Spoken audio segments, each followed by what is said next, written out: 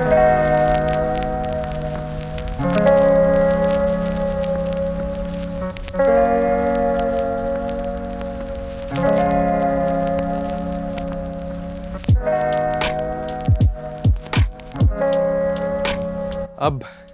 Bike के shots देखकर तो आप लोग समझ ही गए होंगे कि मैं कहाँ पर आया हूँ, और थोड़े बहुत मैंने पहाड़ के शॉट्स भी डाल दिए थे तो आप लोगों को आइडिया लग गया होगा। मैं आया हूँ देहरादून उत्तराखंड में। यहाँ पर ओरिजिनली मेरा प्लान था अपनी बाइक से आने का, अप्रीलिया RS457 से, और इसलिए भी मैंने लास्ट वीडियो में जैसे आपने देखा राइडिंग गियर्स खरीदे थे, पर किसी रीज़न से मैं वो नहीं कर पाया, इसलिए गाड़ी से आना पड़ा। और वो किसी रीज़न यही है कि कल ही मेरा चालान कटा है। अब क्योंकि मेरी बाइक में एक फुल सिस्टम एग्जॉस्ट लगा हुआ है जिसकी वजह से वो बहुत गंदा शोर मचाती है, डीबी किलर लगाने के बाद भी मैं आने ही वाला था, एंड टाइम पे इसका फ़ोन आया कि भाई बाइक लेके मत आइयो, यहाँ पे चालान कट रहे हैं, क्योंकि कल इसी का कटा था, इसलिए मैं बाइक लेके नहीं आया। और वैसे तो मैं एग्जॉस्ट सिस्टम हटवा सकता था, पर उसके लिए मेरे को कोई बंदा नहीं मिला और मैं खुद हटा नहीं सकता, क्योंकि पूरा रेडिएटर वगैरह उसका उतारना पड़ता है, फेयरिंग वगैरह उतारनी पड़ती है, जो बहुत ही कॉम्प्लिकेटेड और लंबा प्रोसेस है, और सर्विस सेंटर वाले वो नहीं करके देते, इसलिए मेरे को कोई बंदा ढूंढना पड़ता। वो बंदा मेरे को मिला नहीं, इसलिए गाड़ी से आना पड़ा। और वैसे तो मैंने यहाँ पे और भी बाइक्स देखी, और भी GTs देखी जिसमें एग्जॉस्ट लगे हुए हैं, पर ये दिल्ली नंबर है, इसलिए कल पुलिस वालों ने रोक लिया था। और यहाँ पे अभी रिसेंटली एक बहुत बड़ा क्राइम भी हुआ है, जिस वजह से शायद बाहर की गाड़ियों को रोका जा रहा है और बाइकों को रोका जा रहा है, इसलिए भी रोका था। अब मेरा प्लान था कि मैं इसकी बाइक उठाऊंगा और आसपास कहीं घूम के आऊँगा, पर भाई काले बादल हो रखे हैं और बादल बहुत बुरी तरीके से गरज रहे हैं, बारिश आने वाली है, तो शायद मैं ये ना कर पाऊँ। बाकी इस पूरी मतलब देहरादून उत्तराखंड वाली मैं सीरीज़ को पूरी सीरीज़ नहीं रखूँगा, एक या मैक्स टू मैक्स 2 ही व्लॉग डालूंगा। जैसे मैं कहीं घूमने जाता हूँ तो डेली व्लॉग्स डालता हूँ ना, वो नहीं करने वाला। मैं यहाँ पर चिल करूँगा, क्योंकि मैं अकेला नहीं आया हूँ, भाई भी है, फैमिली आई हुई है पूरी, और गोकू भी आया हुआ है, तो इसलिए मैं डेली व्लॉगिंग नहीं कर सकता यहाँ पर आकर। ये देखो सामने कितने ज़्यादा काले बादल आ रखे हैं भाई, कभी भी बारिश आ जाएगी, और मैं कैमरा लेके जाऊं सब भीग जाए, कोई फ़ायदा नहीं है भाई। और पहाड़ों की बारिश वैसे थोड़ी ख़तरनाक होती है जहाँ तक मेरे को पता है, तो इसलिए नहीं जा रहे, कल चलेंगे। भाई मैं लिटरली आधे घंटे से कैमरा के साथ माइक कनेक्ट करने की कोशिश कर रहा हूँ। ये रहा एयरबीएनबी, इसके बाहर खड़ा हो गया भाई, हो ही नहीं रहा था कनेक्ट। सुबह मैंने कनेक्ट करा, फिर उसके बाद अभी जब मैं कनेक्ट करने लगा तो हो ही नहीं रहा था भाई। मैं कहा भाई गई आज की वीडियो तो, पर कोई बात नहीं भाई, हो गया। अब निकल रहे हैं हम अपनी पहाड़ों की पहली बाइक राइड पर। और कल मौसम ख़राब था पर बारिश नहीं आई तो मेरा कट गया, इसलिए आज निकल रहे हैं। आज बारिश आई तब भी जाऊंगा, क्योंकि बहुत मन है। अब निकलूं, जब थोड़ा पहाड़ों वाला रास्ता आएगा ना तब वापस से कैमरा ऑन करूंगा। और ये देखो कुछ इस तरह सेटअप है मेरा। जब खुली हुई बंद कर लूँ। सबसे पहले तो ना यहाँ के रोड देखो भाई, कितने ज़्यादा मज़ेदार है, और ये देहरादून के अंदर की रोड है। हाँ, दिल्ली से थोड़े छोटे रोड हैं यहाँ पे, मतलब गलियाँ वलियाँ, और जो मेन रोड भी है ना वो दिल्ली से छोटे हैं, पर साफ़ सुथरे बहुत हैं और लोग तमीज़ से चलाते हैं, बहुत ही ज़्यादा, काफ़ी ज़्यादा सही भाई, बहुत सही। और बहुत ज़्यादा ना पीसफुल है। पर मेरे को एक चीज़ लगी थी कि यहाँ पे ना ट्रैफिक नहीं होगा, पर अंधा ट्रैफिक होता है भाई पीक टाइम पे, जैसे दिल्ली में ट्रैफिक होता है ना, उससे तो कम होता है, पर ट्रैफिक होता है भाई अच्छा खासा यहाँ पे। और अभी मैं थोड़ा डी रूट कर रहा हूँ, या क्या बोलते हैं, हाँ डी रूट ही बोलेंगे, डी रूट करके जा रहा हूँ साफ साफ रोड से। वैसे तो पीछे से भी रास्ता था, पर भाई कहता वो बहुत बेकार रास्ता है, वहाँ से मत जाइए, थोड़ा लंबा रास्ता पकड़ के जाइए ताकि बाइक चलाने में भी मज़ा आए। तो मैं वही कर रहा हूँ, आराम आराम से चला रहा हूँ मैं, बिल्कुल एकदम मज़ेदार, सेकंड गियर में क्रूज़ करता हुआ। और मैं एक छोटे से ट्रैक पे जा रहा हूँ, क्या नाम था उसका, जॉर्ज एवरेस्ट पीक।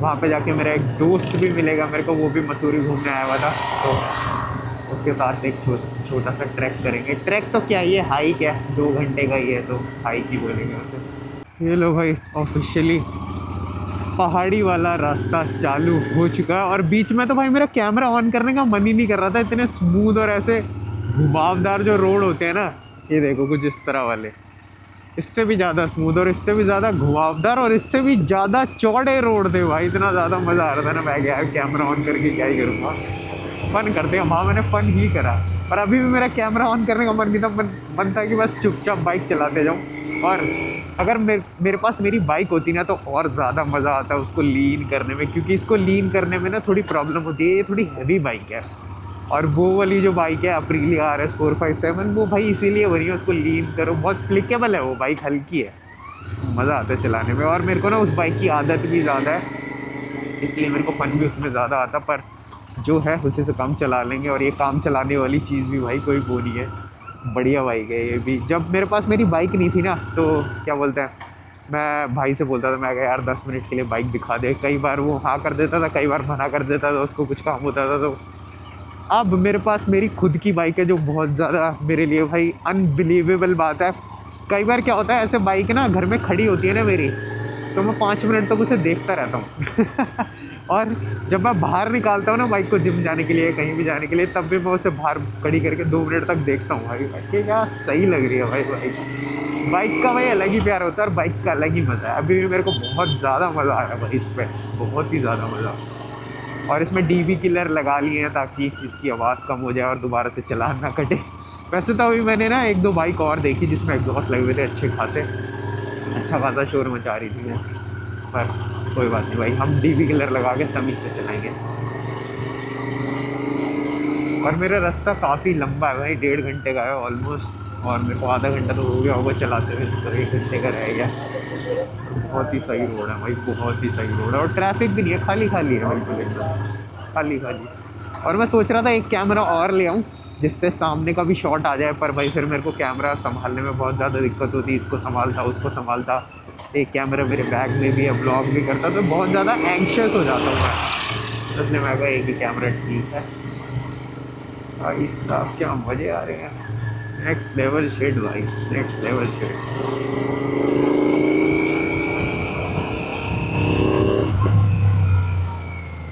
वैसे तो रुकने का कोई प्लान नहीं था, पर ये व्यू दिखाने के लिए मेरे को भाई रुकना पड़ा। ये देखो भाई, ये खड़ी बाइक और ये रहा रोड, बहुत ही स्मूथ और बढ़िया रोड है भाई, बहुत ही ज़्यादा सही। और अभी मैं वही एक्शन कैम जो होता है ना, DJI एक्शन 4 से ही ब्लॉक कर रहा हूँ, क्योंकि मेरे को बैग से सामान वगैरह निकालना पड़ेगा और मेरे को गियर उतारना पड़ेगा, तो इसलिए एक्शन कैम से मैं ब्लॉक कर रहा हूँ, जिससे मैं मोटो ब्लॉक कर रहा था। और भाई कितना सही लग रहा है भाई, बहुत ही ज़्यादा सही, एक नंबर भाई। मैंने सोचा नहीं था इतना ज़्यादा तगड़े पहाड़ मिलेंगे भाई यहाँ पे, क्योंकि देहरादून उतना ऊपर नहीं है। बहुत सही भाई, बहुत ही सही। अब निकलता हूँ, बाकी का रास्ता कवर करता हूँ, क्योंकि अभी भी 40 मिनट दिखा रहे हैं यहाँ से। और सबसे बढ़िया बात मेरे को पता है क्या लगी, रोड के अलावा भाई यहाँ पे ऑलमोस्ट लगा लो कि मैं अकेला ही बाइक चला रहा हूँ, बहुत रेयरली ही मेरे को कोई दिख रहा है। और जिस तरफ मैं जा रहा हूँ उस तरफ तो कोई जा ही नहीं रहा, वापस आते हुए लोग दिख रहे हैं, और वो भी लोकल्स ही हैं, टूरिस्ट तो मेरे को दिख ही नहीं रहे। समझ में आ जाता है देख के कि ये लोकल है, ये टूरिस्ट, और टूरिस्ट नहीं दिख रहे भाई, लोकल्स दिख रहे हैं मेरे को सिर्फ और सिर्फ। बिल्कुल खाली रोड भाई, कोई भी नहीं है, और मेरे को थर्ड गियर डालने की तो ज़रूरत ही नहीं पड़ रही भाई, फर्स्ट सेकंड में ही चला रहा हूँ मैं, मोस्टली सेकंड। और मेरे को ऐसा लगता है कि पहाड़ों पर ना बाइक स्कूटी से कहीं ज़्यादा सेफ़ है, क्योंकि भाई स्कूटी में ना इंजन ब्रेकिंग नहीं होती, मतलब होती है पर बहुत कम होती है, ना के बराबर होती है, तो आपको ना बार बार ब्रेक्स मारनी पड़ती है, और स्कूटी की ब्रेक्स उतनी पावरफुल नहीं होती। अब इंजन ब्रेकिंग जिनको नहीं पता मैं बताता हूँ, देखो जैसे अभी मैंने फर्स्ट गियर लगाई हुई है, अब मैंने भगाई, ठीक है, अभी अपने आप ही रुकने की कोशिश कर रही है बाइक, क्योंकि स्पीड फर्स्ट गियर से ज़्यादा है, तो इसको बोलते हैं इंजन ब्रेकिंग भाई, और ये बहुत काम आती है पहाड़ों पे। और जब मैं हिमाचल गया था ना, और मैंने स्कूटी वगैरह रेंट करी थी भाई, मेरे को बहुत प्रॉब्लम हुई थी, और कई बार तो मैं गिरते गिरते बचा था, सिर्फ इस वजह से कि मेरे को इंजन ब्रेकिंग की आदत है, बाइक चलाने की आदत है, और मैं स्कूटी चला रहा था जिसमें इंजन ब्रेकिंग ना के बराबर होती है। तो इसलिए भाई अगर आप पहाड़ों पे आओ तो स्कूटी की जगह ना बाइक रेंट कर लेना। बाइक भले ही थोड़ी महंगी पड़ेगी आपको रेंट के हिसाब से, पर सेफ ज़्यादा है भाई। और अच्छा सा हेलमेट घर से लेके आना अगर आपके पास है तो, नहीं तो भाई वो जो देते हैं ना हेलमेट, वो बहुत ही ज़्यादा बेकार होता है भाई। एक अच्छा हेलमेट होना बेहद ज़रूरी है। मुझे एक बार फिर से रुकना पड़ा, क्योंकि अभी देखो कैमरा घुमाऊंगा तो पता लग जाएगा, ये देखो भाई कितना ज़्यादा भाई सीनिक है, बहुत ही ज़्यादा। पूरी वैली दिख रही है भाई, कैमरे में ना डेप्थ समझ नहीं आती, कैमरे में ये सीनरी कितनी बड़ी है, कितनी मैसिव है, वो कभी पता ही नहीं लगेगा। भाई सब पूरा शहर दिख रहा है, वो देखो वहां से आया हूँ मैं। और अभी भी भाई 30 मिनट का रास्ता है। हो भाई साहब, बहुत ही सुंदर। अब ये लास्ट था, इसके बाद मैं कहीं नहीं रुकने वाला, क्योंकि ऐसे बार बार रुकता रहा तो भाई कभी नहीं पहुंच पाऊंगा वहां पे, और वहां पे मेरे वो बंदे भी इंतजार भी कर रहे हैं, तो इसलिए मेरे को फटाफट निकलना है यहाँ से। पर भाई यहाँ तो रुकना बनता था वैसे। और इतनी शांति ना, अगर मैं बोलना बंद कर दूं तो कान में दर्द हो रहा है, क्योंकि कुछ सुनाई नहीं दे रहा है। ये देखो, अभी मैं बोलना बंद करूंगा, आपको कुछ सुनाई नहीं देगा।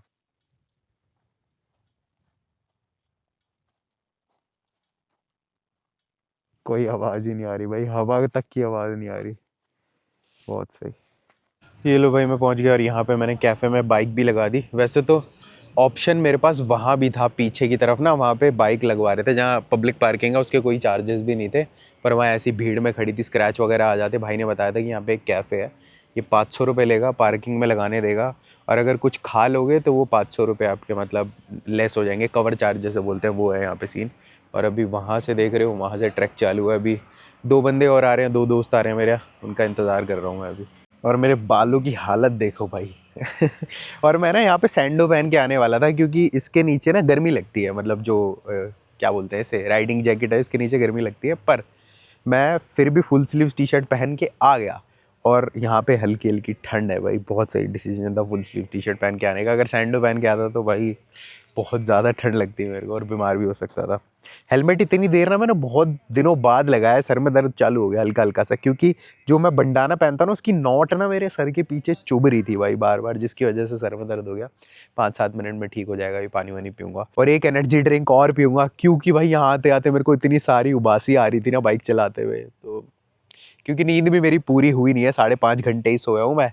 सुबह जल्दी निकलने के चक्कर में मैं जल्दी उठ गया, और अभी ऑलमोस्ट 10:30 या 11:45 हो रहे होंगे। तो सही सीन है। अभी ये सब निपटाएंगे, फिर शाम को जिम भी चलेंगे। लास्ट बार भाई मुझे भी नहीं याद, मैंने फुल शुगर वाली रेड बुल कब पी थी, और यही ऑप्शन था मेरे पास। बाकी फिर डाइट कोक थी, डाइट कोक में क्या ही कैफीन होगा, इसमें कम से कम मेरे को 80 से 100 mg तो मिल ही जाएगा। और बहुत तेज़ नींद आ रही थी भाई, बहुत ज़्यादा तेज़। और अभी मेरे को वर्कआउट भी करना है। कल मैंने लेग डे करा था ब्रह्मास्त्र जिम में, जिन लोगों को पता है उनको पता है भाई, काफ़ी फेमस जिम है। पर मेरे को कुछ खास पसंद नहीं आया। आज मैं दूसरे जिम पे जाऊँगा, और आज मैं अपर बॉडी सेशन करूँगा। कल भी मैं यही हूँ देहरादून में, तो कल हायरॉक्स कर लेंगे। परसों शायद मैं दिल्ली चला जाऊँ, क्या पता ना जाऊँ, क्योंकि यहाँ पे हम एक काम से आए हैं। अगर वो काम निपट गया तो परसों दिल्ली, अगर नहीं तो नहीं। तो देखते हैं। क्या लगा था, मेरे को लगा था कि भाई ऐसे ही होगा, छोटा मोटा ट्रैक होगा जैसे नॉर्मली होते हैं। पर यहाँ पे तो भाई पूरा वेवर वगैरह साइन करवा रहे हैं, 200 रुपये टिकट भी लिए। क्या नाम था इसका, जॉर्ज एवरेस्ट पीक। देखते हैं भाई कैसा है। और गर्मी बहुत ज़्यादा हो रही है भाई, मेरे को तो धूप लग रही है, और जुकाम वापस से आ चुका है, मेरी आवाज़ से पता लग रहा होगा। ये चेक करो बाबियों, सीन। कहाँ से? यहाँ से भी सेम ही आएगी भाई साहब। नीला आसमान है भाई पूरा, और पूरा रास्ता इतना कुछ खास डिफ़िकल्ट है नहीं, बस धूप लग रही है। और अगेन ट्रैक करने में बहुत ज़्यादा जूते काम आ रहे हैं। जब मैं इसको बीड़ लेके गया था तब भी जूते बहुत काम आए थे, और अभी भी बहुत काम आ रहे हैं भाई। मैंने सोचा था कि मैं कुछ खा के नहीं आऊँगा, मैं योहिम्बाइन खा लूँगा और कॉफ़ी पी लूँगा, उसके बाद आ जाऊँगा यहाँ पे, मेरा कार्डियो हो जाएगा एम्प्टी स्टमक। पर अच्छा मैंने ऐसा नहीं करा, मैं ब्रेकफास्ट करके आ गया, क्योंकि यहाँ तक चढ़ते चढ़ते बैंड बज जाती है। यहाँ पे आने में भी मेरे को 1.5 घंटे से ज़्यादा लग गया है, और आधे पौने घंटे का ट्रैक है, मर जाता भाई मैं। और ये उत्तराखंड आने का, देहरादून आने का जो प्लान था ना, वो इतना सडन बना था ना, इतना ज़्यादा सडन बना था। मतलब मैं भाई से बात कर रहा हूँ फ़ोन पे, तो वो कहता आजा, मैं कहा आ रहा हूँ। बस ऐसी हुई थी हमारी बात, कोई प्लान नहीं था मेरा यहाँ आने का भाई। पर जो था बढ़िया था। अब मैं ऐसी ना, क्या बोलते हैं, अनप्लान्ड चीज़ें करता रहता हूँ। पिछले 4 महीने में, हाँ 4 महीने बोल सकते हो, पिछले 4 महीने में मैं 4-5 जगह घूमने गया हूँ, और जिसका मैंने सिर्फ एक जगह पे व्लॉग नहीं बनाया, जो मैं कसोल गया था, वहाँ मैं दोस्तों के साथ गया था, वहाँ व्लॉग नहीं करा। बाकी हर जगह का व्लॉग डाला भाई। Consistency on peak. बढ़िया मज़ा आ रहा है भाई, बहुत ठंडी ठंडी हवा चल रही है, और बहुत ही कम लोग हैं। गिन के बता देता हूँ मैं, 2-3 हम लोग हैं, 3 वो लोग हैं, 3 ऊपर चढ़े हुए हैं वहाँ पे, बस इतने ही लोग हैं यहाँ पे। और पूरे रास्ते में कोई नहीं दिखा। 200 रुपये दे के कोई ऊपर चढ़ना नहीं चाह रहा था। पता नहीं भाई दिख पा रहा है या नहीं, पर मेरे पास ट्राइपॉड नहीं है। मेरे पास ट्राइपॉड जो है वो फ़ोन वाला है, उसमें ही कैमरा लगेगा नहीं, तो ऐसे ही एडजस्ट करना पड़ेगा कुछ। ये देखो, व्यू मज़ा तो आता है भाई पहाड़ में। पहले मेरे को लगता था कि बीचेस सबसे ज़्यादा बढ़िया है, पहाड़ उतने ज़्यादा बढ़िया नहीं है, पर अब मैं 3-4 बार पहाड़ों पे घूम लिया तो अब मेरे को पहाड़ ज़्यादा बेटर लगते हैं भाई। बहुत सही भाई, बहुत तगड़ा व्यू है। ये मेरे दिन की पहली हाईलाइट थी ट्रैक करना। अब दूसरी हाईलाइट होगी जिम, जो मैं नीचे जाऊंगा यहाँ से, फिर उसके बाद सेकंड मील खाऊंगा, उसके बाद जिम चलेंगे। अब मैं जिम कौन से जाऊँ उसमें कंफ्यूज हूँ मैं, वही वाले जाऊँ जिसमें मैं कल गया था या कोई नया जिम ढूंढूँ। अभी गूगल करूँगा, कोई अच्छा जिम दिखेगा तो वहाँ चलेंगे।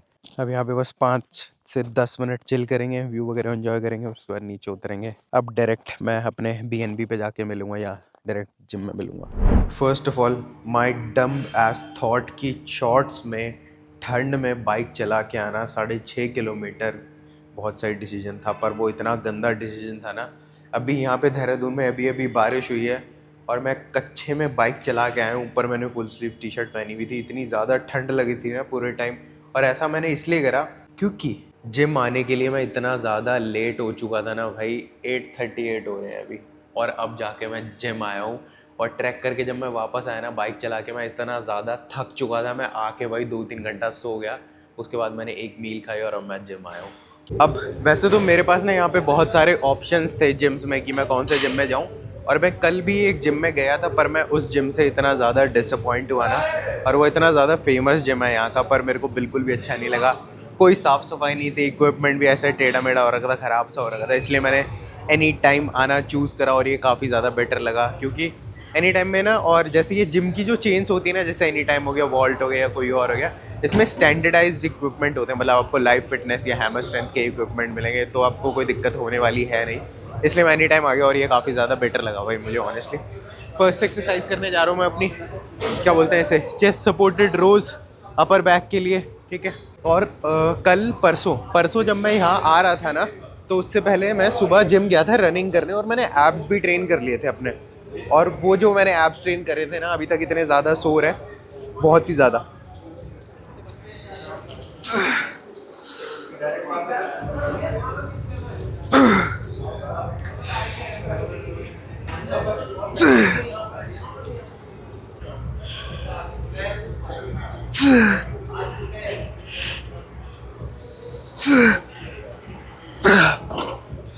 अपर बैक तो भाई ये मशीन फ्राई कर देगी। इस वाले एनी टाइम में ना कुछ मशीन्स ऐसी हैं जो मैंने किसी एनी टाइम में नहीं देखी। पहली तो ये वाली चेस्ट सपोर्टेड रोज़ किसी एनी टाइम में नहीं देखी मैंने। और ये कॉन्सेप्ट का स्कीयग, और वहाँ पे कॉन्सेप्ट का ही रोअग रखा है जो हायरॉक्स यूज़ करता है, और मैंने ये भी किसी एनी टाइम में नहीं देखा। और वहाँ पे एक लेग प्रेस भी रखी है मेरी फेवरेट। ये बहुत रेयर होता है किसी एनी टाइम में आपको मिल जाए, नहीं तो वो टट्टी सी, वो क्या बोलते हैं, पिन लोडेड लेग प्रेस होती है भाई, वो बहुत वाहियात होती है। अब वैसे तो मैंने सोचा था कि मैं आज पूरी अपर बॉडी ट्रेन कर लूँगा, कल हायरॉक्स कर लूँगा, पर भाई मेरी बिल्कुल भी हिम्मत नहीं है पूरी अपर बॉडी ट्रेन करने के लिए। इसलिए मैं सिर्फ और सिर्फ एक पुल वर्कआउट कर रहा हूँ। कल मैं पुश वर्कआउट कर लूँगा और परसों हम यहाँ से निकल जाएंगे, घर जाके अपना हायरॉक्स वाला सेशन और जो रनिंग वाले सेशंस होते हैं नॉर्मल दिन, उस पर आ जाऊँगा। और इन सब चीज़ों के साथ साथ मैं जल्दबाजी में पानी की बोतल लाना भी भूल गया भाई। अब मैं प्यासा मर के वर्कआउट करूँगा। एक एक्सरसाइज मेरी हो गई है, उसके मैंने 3 सेट करे, क्या बोलते हैं, चेस्ट सपोर्टेड रोज़ के। और मेरे एब्स ना इतने ज़्यादा सोर है ना इस टाइम पे, मतलब कहीं टच हो रहे हैं या मैं हाथ भी लगा रहा हूँ ना तो भी दर्द हो रहा है भाई। मैं अपने एब्स ना ट्रेन करता नहीं हूँ अलग से, पर अब मैं करना शुरू करूँगा। जब भी मैं सुबह जिम में रनिंग करने जाया करूँगा ना, यूजुअली मैं जाता ही हूँ 2 से 3 बार हफ्ते में, तो तब मैं 2 से 3 सेट लगा लिया करूँगा या 4 सेट लगा लिया करूँगा, सिर्फ लेग रेजेस के। इससे ज़्यादा नहीं करूँगा भाई। इससे ज़्यादा अगर मैं इससे ज़्यादा ऐड करूँगा ना तो मैं आलस करके फिर वो भी नहीं करूँगा। इसलिए एक ही एक्सरसाइज 3 से 4 सेट बहुत है। सेकंड एक्सरसाइज तो भाई अपनी वही रहेगी, ओजी लैट पुल डाउन। वैसे तो यहाँ पे ना एक और लैट पुल डाउन है जो वो वाली होती है ना, जिसके हैंडल फिक्स्ड होते हैं और आगे जाके ऊपर जाके वो ऐसे पास में आ जाते हैं, वो वाली भी है। पर मैंने 1-2 सेट उसमें लगाए वार्म अप के लिए, मेरे को कुछ खास समझ नहीं है, इसलिए मैं अपनी वही ट्रेडिशनल केबल वाली लैट पुल डाउन कर रहा हूँ जो कभी भी डिसअपॉइंट नहीं करती। 3 सेट करूँगा इसके। मैंने 3 सेट मैंने पहली वाली एक्सरसाइज के करे, 6 टोटल सेट बैक के, बैक डन, फिर रियर डेल्ट, फिर बाइसेप।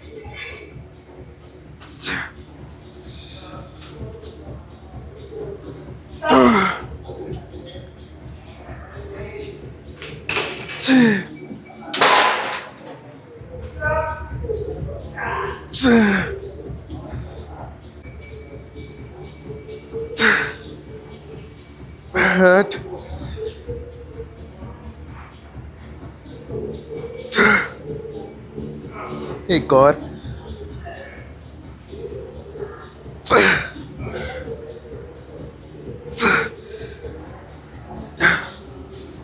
ओ भाई।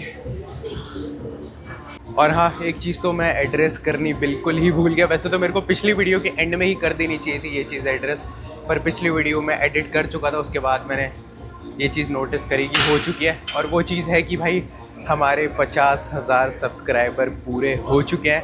50,000 लोगों ने सब्सक्राइब करा भाई, मेरे लिए बहुत बड़ी बात है। और मेरे को अभी तक याद है जब मेरे 1000 सब्सक्राइबर्स कंप्लीट हुए थे ना भाई, मेरी आंखों में से ना आंसू आ गए थे। पर वो खुशी मेरे को ना 50,000 पे नहीं हुई, क्योंकि अब मेरे को ना नंबर से मतलब नहीं है। अब मेरे को इस पूरे प्रोसेस से, वीडियो बनाने से भाई बहुत ही ज़्यादा प्यार हो चुका है। अब मेरे को कोई फ़र्क नहीं पड़ता भाई मेरे कितने सब्सक्राइबर है। 1000 पे भी मैं काम कर रहा था, 50,000 पे भी मैं कर रहा हूँ, लाख पे भी करूँगा, 10 लाख पे भी करूँगा। और थैंक यू सो मच जिन भी लोगों ने सब्सक्राइब करा और मेरी वीडियो देखी, लाइक करी, जो भी करी, 1 मिनट भी देखी, स्किप कर करके देखी, जो भी देखी। थैंक यू सो मच भाई। मैं जब भी अपने आर्म स्ट्रेन करता हूँ ना, तो सबसे पहला जो सेट होता है ना, जैसे अभी मैं बाइसेप कर्ल करने वाला हूँ, तो उसका सबसे पहला सेट मैं सबसे हैवी मारूंगा। पहला सेट मैं मारूंगा 15 किलो से, बाकी के जो 2 सेट होंगे वो मैं 12-12 किलो से मारूंगा। क्योंकि जब मैं 15 किलो उठाता हूँ तो रेप्स मेरे 10 के आसपास आते हैं, जो मेरे को लगता है आर्म्स के लिए, मुझे पर्सनली कम लगता है। 15 के आसपास अगर रेप्स हो तो ज़्यादा बेटर रहता है, क्योंकि आपके आर्म्स को ग्रो करने के लिए, ये कम्प्लीटली ब्रो साइंस लगा रहा हूँ मैं, मेरे को लगता है ऐसा कि ज़्यादा रेप्स करोगे तो ज़्यादा बेटर रहता है। ब्रो साइंस है भाई, मेरे को बिल्कुल भी इस पर क्या बोलते हैं, जो भी है। 15 किलोज, लेट्स गो।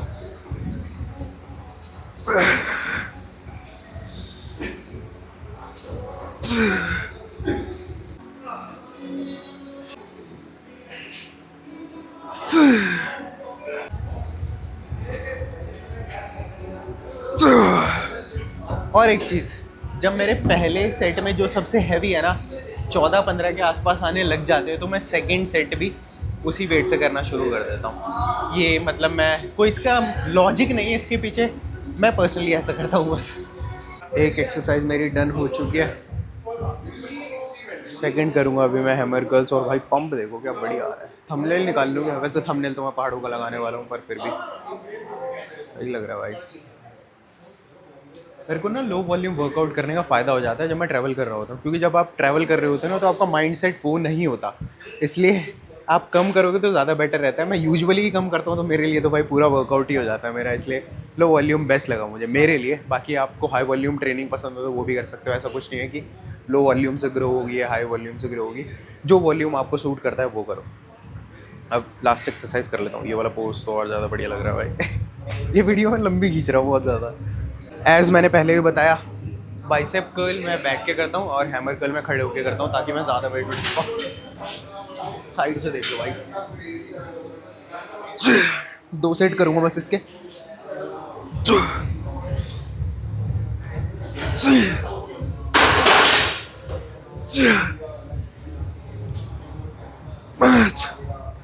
ओ भाई,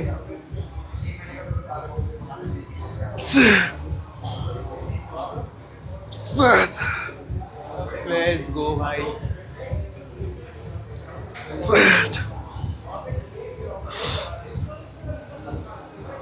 No. 10, 4 और, 1, 2, नहीं भाई 4 और नहीं लगेंगे, 2.5 रैप। इसी के साथ मेरा वर्कआउट ख़त्म होता है। 1 सेट और करूँगा, पर वो मैं रील के लिए रिकॉर्ड करूँगा, इसलिए यूट्यूब वीडियो यहीं पर एंड करता है। वीडियो कैसी लगी भाई ज़रूर बताना, क्योंकि आपका फीडबैक मेरे लिए बहुत ज़्यादा मैटर करता है। उसी हिसाब से मैं अपने आने वाली वीडियोस के लिए चेंजेस करूँगा। और पिछली वीडियो में मैंने पूछा था कि मेरे को ट्रैवल करके कंटेंट बनाना चाहिए जिम का, तो ऑलमोस्ट सभी लोगों ने बोला था हाँ आपको ट्रैवल करके कंटेंट बनाना चाहिए जिम का। तो वो व्लॉग भी आते रहेंगे भाई। अगले 1.5 या मैक्स टू मैक्स 2 महीने बाद मैं वापस से इंटरनेशनल ट्रैवल करूँगा, और अभी नहीं बता रहा मैं कहाँ जाऊँगा, पर हाँ मेरे दिमाग में जगह है मैं कहाँ जाने वाला हूँ। तो that is it for this one. See you guys in the next one. Comment करके बता देना कैसी लगी।